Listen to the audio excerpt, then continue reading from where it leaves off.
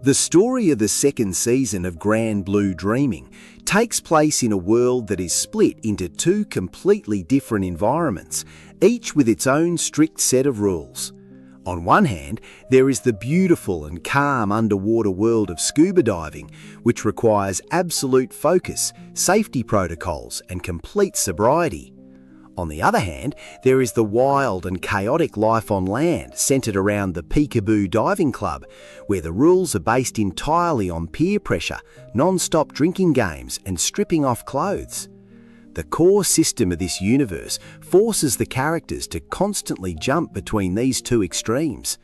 To enjoy the quiet beauty of the ocean, they must first survive the exhausting and embarrassing social rituals of their clubmates on land. This creates a funny but rigid balance where safety and madness exist side by side, making the act of diving a hard-earned reward for surviving the chaos of college life.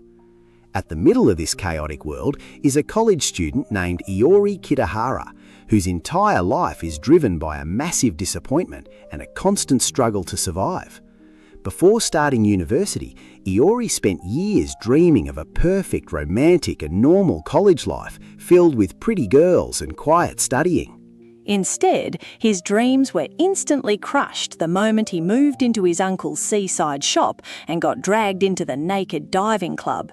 His biggest psychological burden is a state of constant paranoia because his reputation in front of normal society is completely ruined. He is always worried that his crazy friends will sabotage him or that his cousin Chisa will look at him like he is a total freak.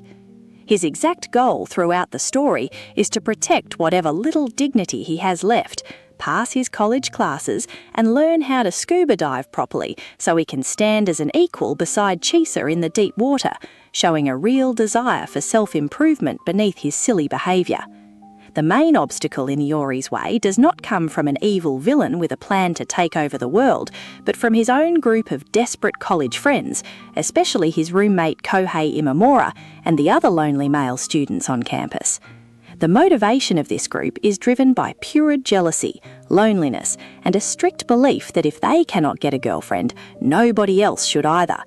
Their ultimate objective is to sabotage any member of their group who tries to achieve romantic success or look good in front of women. This mindset stands in direct opposition to Iori's goals of finding a normal girlfriend and cleaning up his reputation.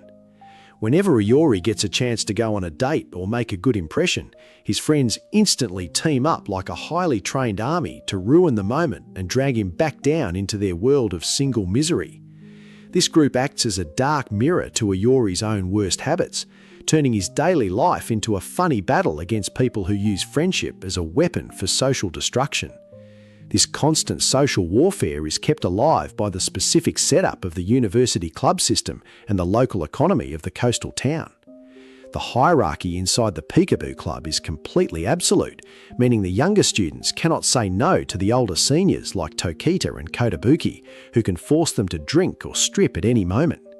This rigid structure drives the plot forward because the club's obsession with throwing massive parties constantly leaves them completely broke.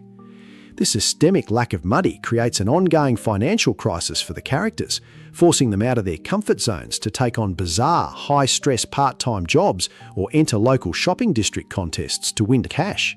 The story uses these realistic economic pressures to show that the characters can never truly escape the responsibilities of real life, turning simple problems like paying for diving gear or buying groceries into major events that force everyone into ridiculous situations.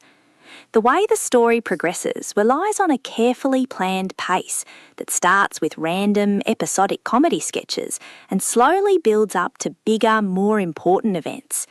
In the early parts of the season, the plot moves very quickly from one silly misunderstanding to another, focusing on things like cheating on college exams, playing rigged drinking games, or embarrassing themselves on campus. However, this fast-paced routine slowly shifts as the characters begin preparing for long-distance diving trips and advanced licensing camps. The tension increases naturally because the characters have to take the physical dangers of the ocean seriously, meaning their sloppy personal lives start to clash with the strict rules of deep-sea survival. This progression ensures that by the time they go on a major vacation away from home, the romantic misunderstandings and personal rivalries collide with the real challenges of diving, changing the show from a simple comedy into a story about young people learning to trust each other with their lives.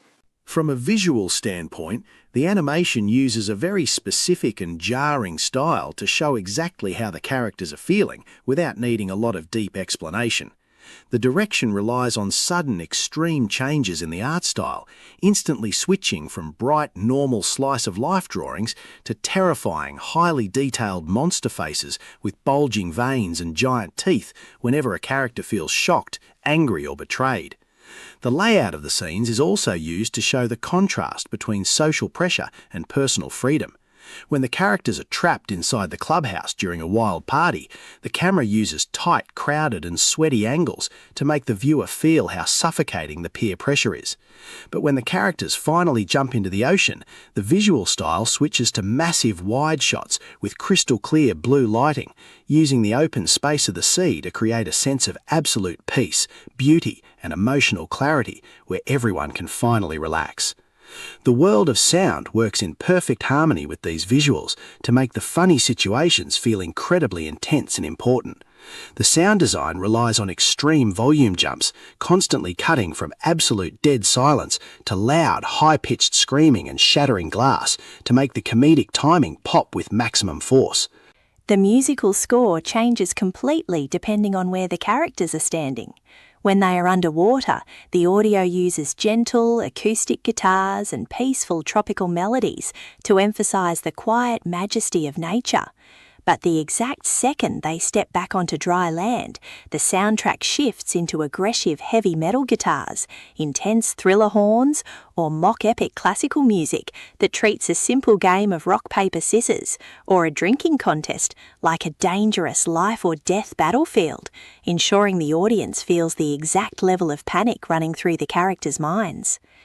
In the end, the resolution of this story requires a permanent personal change and a real sacrifice of normal pride from the entire cast, proving that you cannot experience the beautiful secrets of the world without giving something up in return.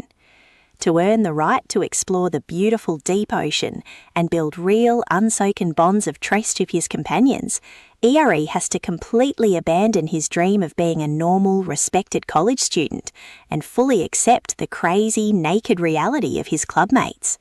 The characters must learn to throw away their fake societal filters and accept each other's flaws completely. The story shows that growing up in this universe does not mean becoming a boring, quiet adult. Instead, it requires the courage to be completely honest and vulnerable around your friends, creating a tightly knit family out of shared embarrassment, mutual protection, and a deep love for the open sea.